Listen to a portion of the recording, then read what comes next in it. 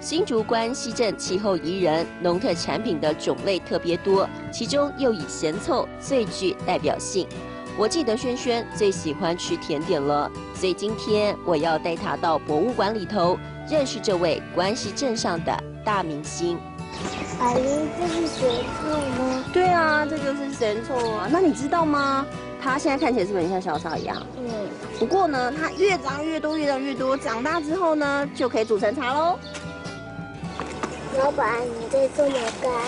哦，我是绑醋啊，哦，我哋要種咸醋啊，哦，咸醋你哈，過年後，哦，元宵節回去都搶兩節以前，所以種咸醋。哦，妹妹，你剛好搶是咸醋，你放入來啊，過嚟哈，剛搶的醋哈。我跟轩轩认识了咸凑生长方式之后，当然要学着做一做秦岭有功夫的咸凑冬。妹妹，你今日咧哈是來做咸醋，看咸醋用辦做啊？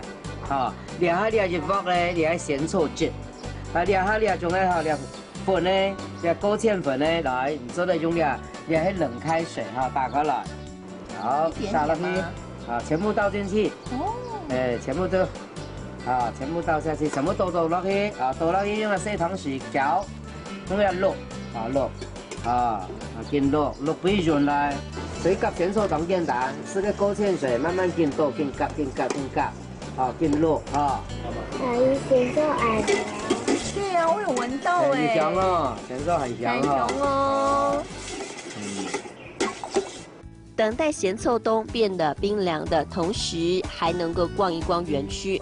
轩轩对这一捆一捆的树枝很感兴趣。我告诉他，要吃到咸凑，其实真的很不容易耶，因为它得要经过采收、风干，再变成一捆一捆的黑色仙草干，之后还得要再处理，才能成为我们平常吃的咸凑。好吃吗？不会太咸吗？真的是小蚂蚁。咸凑冬吃下肚，真的觉得好清凉，暑气全消。因为是咸凑，秦岭有功夫。轩轩，你好厉害哦，会做咸凑冬哎。我也爱喝仙草茶。我觉得啊，夏天吃更棒哦，因为是咸凑，秦岭有功夫。